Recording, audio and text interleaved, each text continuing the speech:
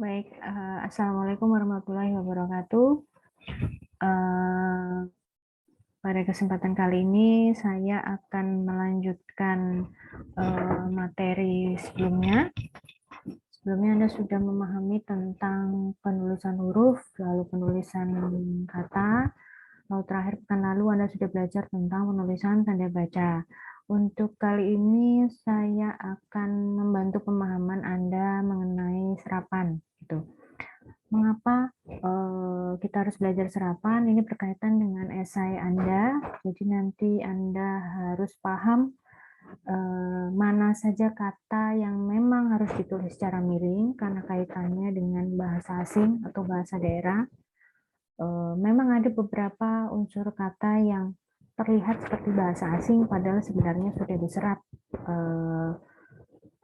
dalam bahasa Indonesia. Begitu. Itu Anda yang harus memahami itu. Oke. Saya share dulu.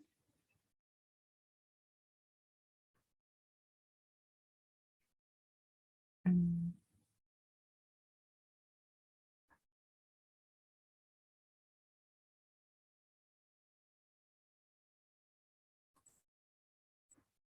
Oke.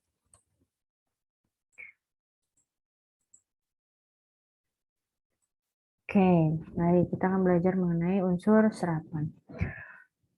Ada beberapa cara atau asal apa ya istilahnya eh, kosakata itu berasal gitu. Kosakata dalam perbendaharaan bahasa Indonesia itu berasal. Yang pertama adalah dari pembentukan kata dengan imbuhan-imbuhan baru, lalu kedua dari adopsi, ketiga adaptasi, lalu penerjemahan dan akronim gitu. Oke. Dari mana saja bahasa Indonesia menyerap kata-kata baru? Ini berdasarkan Pusat Bahasa tahun 1996. Ada beberapa asal bahasa Indonesia. Ya, yang pertama adalah bahasa Arab. Ini jumlah katanya 1495. Lalu dari Belanda 3200 sekian.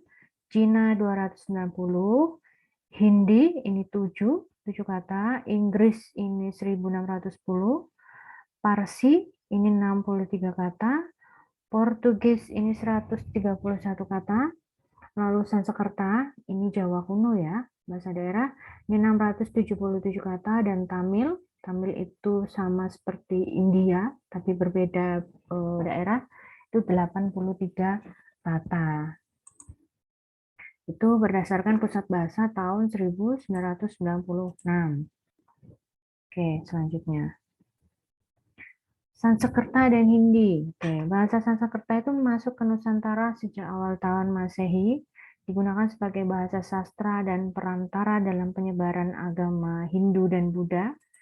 Jadi saat itu digunakan sebagai bahasa penyebaran agama, gitu kaitannya dengan Hindu dan Buddha. Hindu tersebar di Jawa abad ke-7 dan ke-8, kalau Buddha tersebar pada abad ke-8 dan ke-9.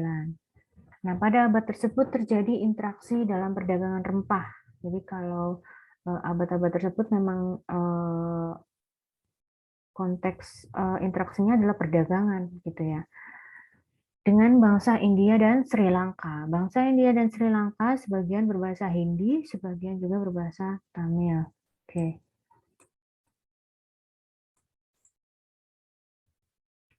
Lalu bahasa Tionghoa. Ini bahasa Tionghoa pada mulanya digunakan oleh saudagar Cina yang berdagang ke Kepulauan Riau, Kalimantan Barat, Kalimantan Timur, hingga Maluku Utara. Pada saat Kerajaan Sriwijaya muncul dan kokoh, Cina membuka hubungan diplomatik dengan Sriwijaya untuk mengamankan usaha perdagangan dan pelayaran.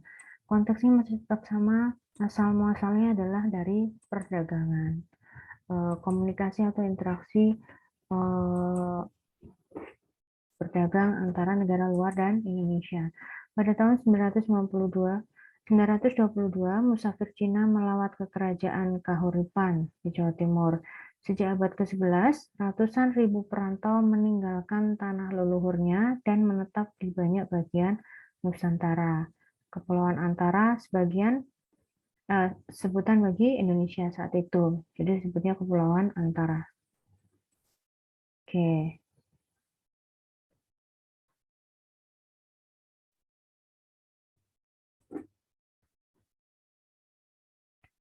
Lalu untuk Portugis, bahasa Portugis dikenali masyarakat penutur bahasa Melayu sejak bangsa Portugis menduduki Malaka pada tahun 1511.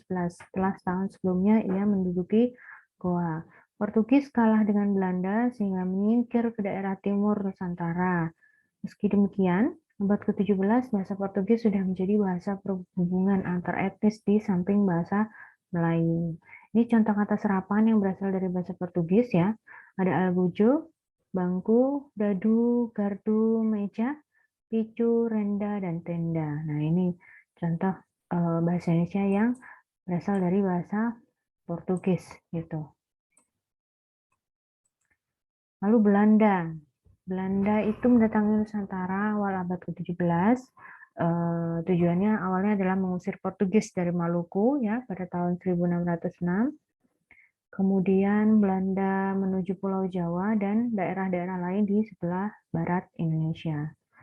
Bahasa Belanda tidak sepenuhnya menggeser kedudukan bahasa Portugis karena bahasa Belanda itu lebih sukar dipelajari daripada bahasa Portugis. Dan sifat orang Belanda yang tidak terbuka begitu, tidak terbuka mengenai orang-orang lain yang ingin pelajari kebudayaan Belanda, termasuk bahasa Belanda itu sendiri. Belanda juga merupakan sumber utama untuk menimba ilmu bagi kaum pergerakan.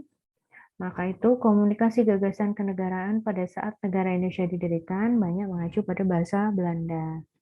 Jadi bahasa Indonesia pada saat itu banyak belajar dari bahasa Belanda sehingga komunikasi kenegaraannya juga sedikit banyak terpengaruh dari bahasa Belanda. Ini kata-kata serapannya seperti abonemen, bangkrut, dongkrak, ember, formulir, dan tekor. Selanjutnya Inggris. Bangsa Inggris ini menduduki Indonesia tidak lama, ya. Raffles menginvasi Batavia, kalau sekarang namanya Jakarta, tahun 1811. Lalu ia bertugas di sana 5 tahun.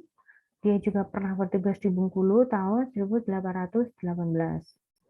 Nah, 1699 Inggris mengirim utusan Ralph ke Padang, tapi ia mendarat di Bengkulu dan menetap di sana. Di Bengkulu juga dibangun benteng Marlborough, ini tahun 1714 hingga 1719. Ini menandakan hubungan dengan bangsa Inggris terjadi lama gitu ya, dekat pusat pemakaian bahasa Melayu. Nah, ini Jepang.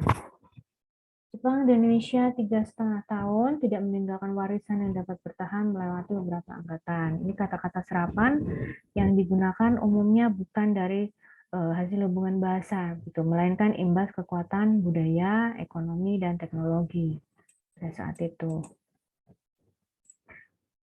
Nah, ini adalah contoh kata serapan ya yang berasal dari negara-negara yang sudah saya sebutkan tadi. Ada Arab, ini contohnya abad, abadi, abah, abdi, adat, adil, amal, aljabar, almana, awal, akhir, azan. Lalu Belanda ini ada abonemen, ada absen, absensi, agen, ajudan, administrasi, akademi, advokat. Cina ini ada angpau, bihun, kuah, kue, loteng, pisau, tahu, dan teh. Lalu bahasa Hindi ini ada acar, candu, cempaka, rupiah, sambal, madu, dan kunci. Sedangkan bahasa Inggris ada akses, akomodasi, energi, dan enzim. Ya, Persia ini ada anggur, bahari, dan bala. Sanskerta ada adi, agama, aksara, aneka. Lalu untuk Portugis ini ada algojo, bolu, nona, dan nyonya. Untuk bahasa Tamil ini ada apam. Apam itu apem ya. Apam, tirai, belenggu, sutra, kari, kodi, peti, kolam, dan kapal. Untuk Prancis ini ada buket, butik, feminim, genre, dan souvenir. Oke. Jadi untuk kata-kata ini sebenarnya asal muasalnya dalam bahasa asing, tapi sudah diserap dalam bahasa Indonesia sehingga penulisannya juga sudah tidak perlu menggunakan italik atau penulisan miring. Tapi kalau bahasa asing yang belum diserap ke dalam bahasa Indonesia, maka penulisannya juga harus ditulis italik secara miring gitu. Itu yang harus Anda pahami ya. Jadi jangan terkecoh, ada beberapa kata yang memang terlihat homonim atau homografnya seperti bahasa asing, tapi ternyata sudah diserap dalam bahasa Indonesia gitu. Jadi sudah masuk dalam kategori kata bahasa Indonesia gitu. Itu saja mungkin yang harus Anda pahami mengenai unsur serapan. Semoga Anda memahami pemahaman kali ini mengenai unsur serapan, asal-muasal unsur serapan. Terima kasih banyak. Wassalamualaikum warahmatullahi wabarakatuh.